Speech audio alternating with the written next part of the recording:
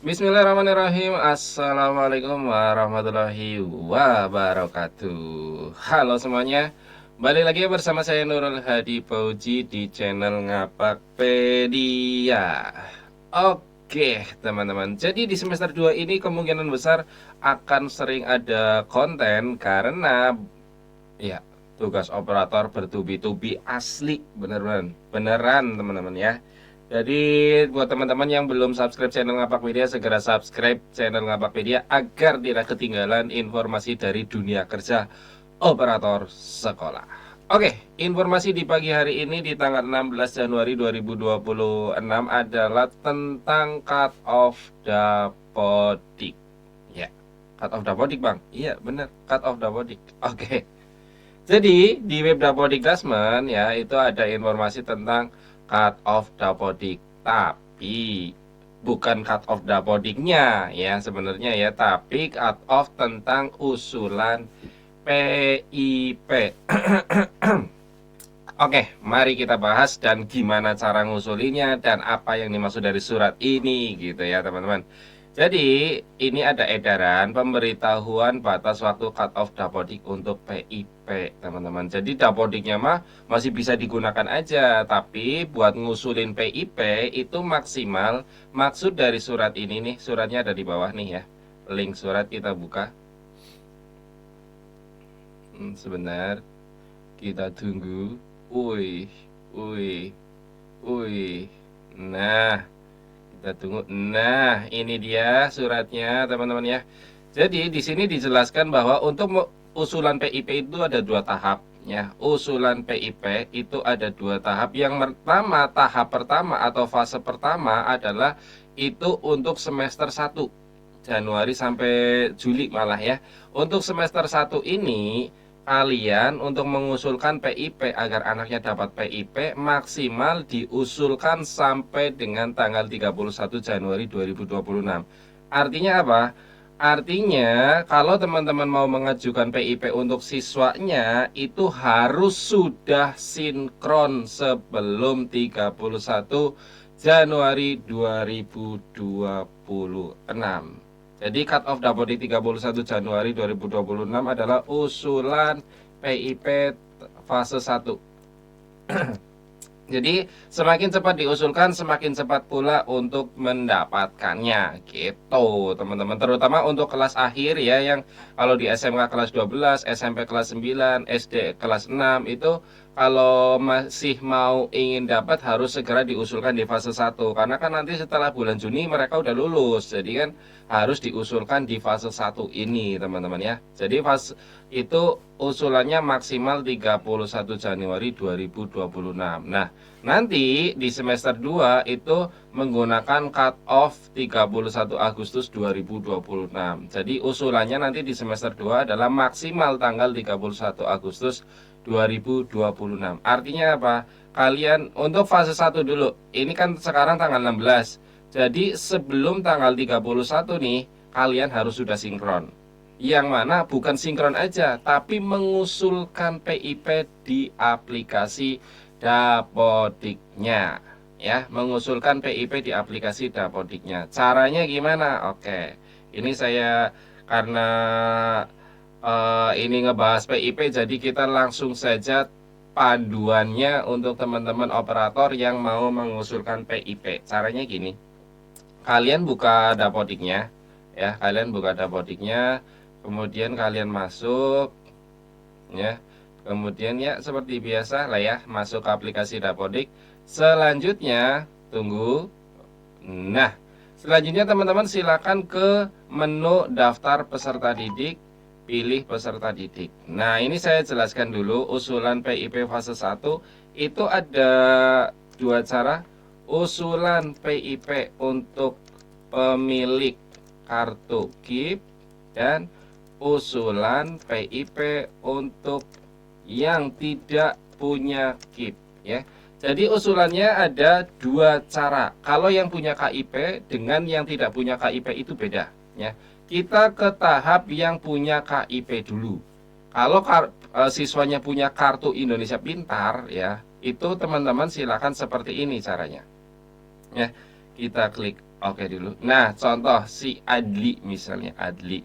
Kita pilih namanya, kita klik ubah di sini. Ya, ini yang punya KIP dulu contoh ya. Ini yang punya KIP.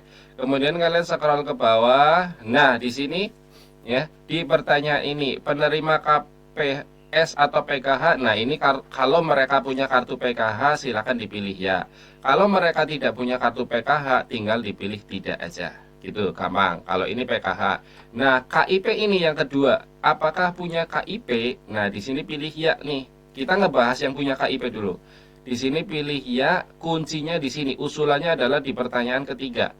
Apakah peserta didik tersebut tetap akan menerima PIP? Di sini pilih ya. Ya, jadi kemudian kalau sudah ini punya KIP-nya punya, kemudian peserta didik tetap akan menerima PIP-nya dipilih ya, ya. Kemudian ke bawah nih, di bawah ada kesejahteraan, menu kesejahteraan. Dipilih ya, dipilih. Tapi ya, dipilih. Tapi menu Indonesia Pintar ini akan muncul kalau kalian sudah menyimpan di atas ya. Jadi prosedurnya gini. Yang pertama, apakah punya KIP?